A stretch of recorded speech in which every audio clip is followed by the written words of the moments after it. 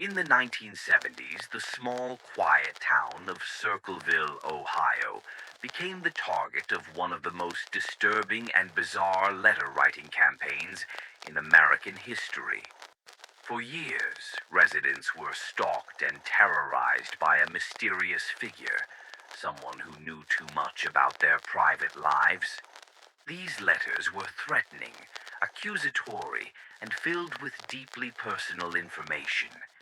But as the letters escalated, the community's horror reached its peak when one of its own was found dead, under strange and puzzling circumstances.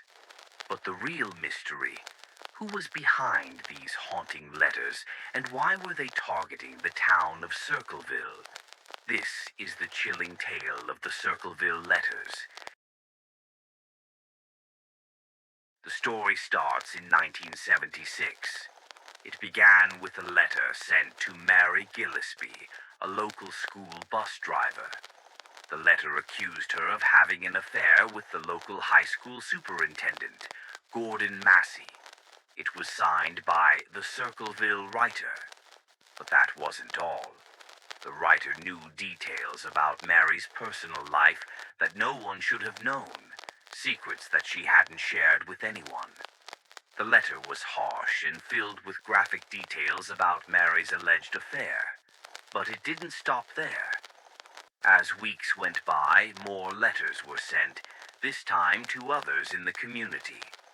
The Circleville writer was watching, and the letters became more personal, more aggressive. The content varied. Some people were accused of infidelities, others of crimes they had never committed.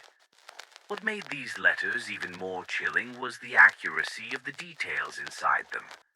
The writer knew intimate facts about the residents, things only close friends or perhaps someone closer would know. The writer also warned the people to stop their wrongdoings or face dire consequences. As the letters continued to flood the town, paranoia set in. Residents began to wonder, who was this person? Could they be living among them? The town, once peaceful, became fractured, divided by fear and suspicion. The whole town was on edge. But the letters didn't just target the citizens. They escalated into something far darker. In 1983, just a few years after the letters started arriving, a devastating tragedy struck Circleville. Mary Gillespie's husband, Paul Gillespie, was found dead, shot to death in his truck. The circumstances surrounding his death were bizarre, and even more disturbing. The murder appeared to be connected to the letters. Paul was shot while sitting in his truck, parked on a country road. His truck's engine was still running, and there was no sign of a struggle. He had been ambushed.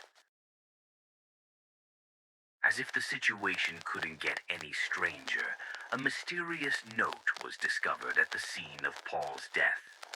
The note contained a cryptic warning, similar in tone to the Circleville letters, and it suggested that there was more to Paul's death than just a random act of violence.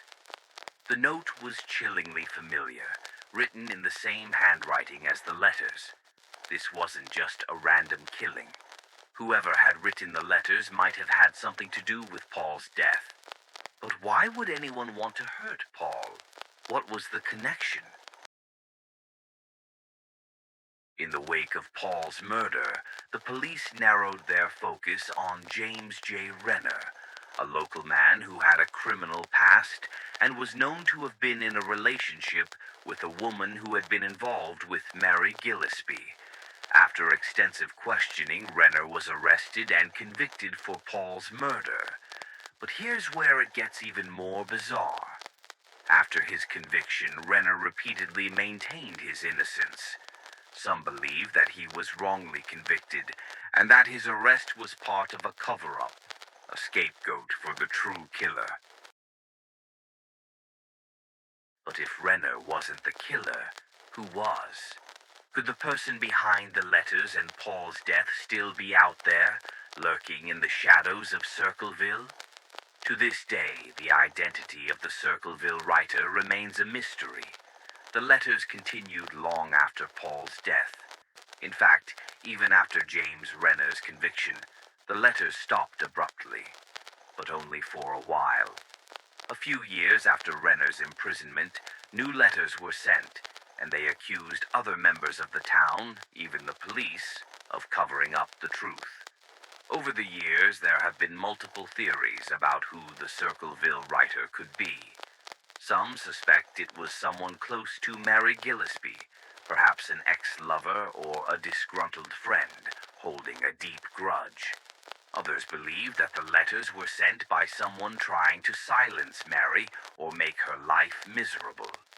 There are even theories that the writer may have been someone with a personal vendetta against the whole town.